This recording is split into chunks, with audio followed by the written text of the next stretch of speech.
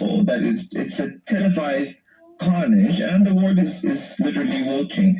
You mentioned the Security Council resolution that was watered down and will be voted on today, but if you look at this situation and if you look at the voting record, it's basically the U.S. versus the world.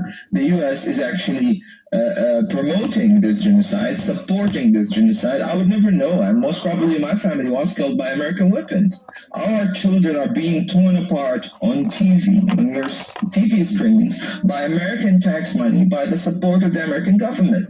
The American government is complicit in this genocide. There is blood of Palestinian children on their hands, and that's why with our partners in the U.S., with the Center for Constitutional Rights, and I know you interviewed Katie Gallagher, who spoke more about this, but we're suing Biden and President Biden, but also Secretary of State's Blinken and Secretary of Defense Austin, not only for their complicity in genocide, but also for the failure to prevent genocide. If there's any country in the world that can influence Israeli policies, is the U.S. And if you allow me, I mentioned that I come from a refugee family, so I'm not originally from Gaza. Like over 75% of the population in Gaza are refugees. So when we say this is a second Nakba, it is a second Nakba.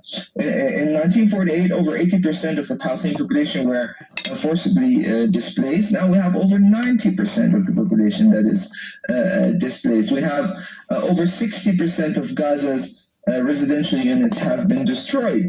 Most of the population are on the edge of starvation.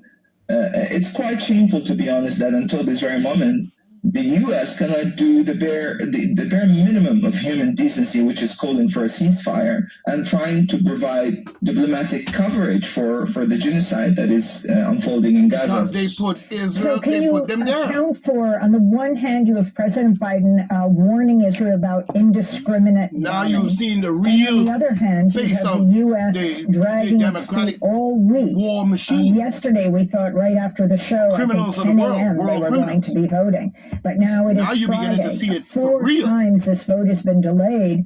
A resolution that will clearly not be for a ceasefire. This is Can not you about explain one man the taking on the significance of world. This is what about the difference does the world UN Security taking Council on resolution the even corruption. make? Is it binding? What would it mean? And what it has been watered By down these to men. at this point today?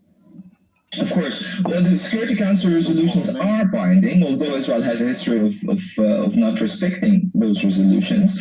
The U.S. has been trying to water down the language not to include clear call for an immediate ceasefire.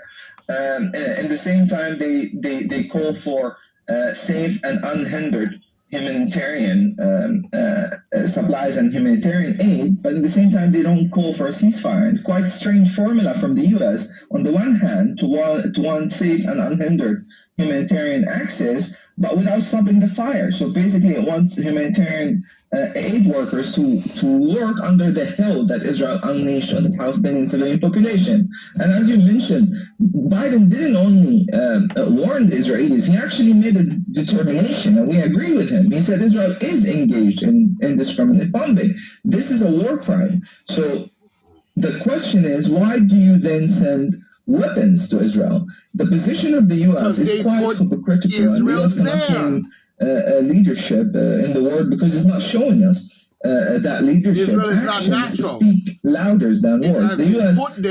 or President Biden only yesterday tweeted that the U.S. supports the right of the Palestinian people to self-determination.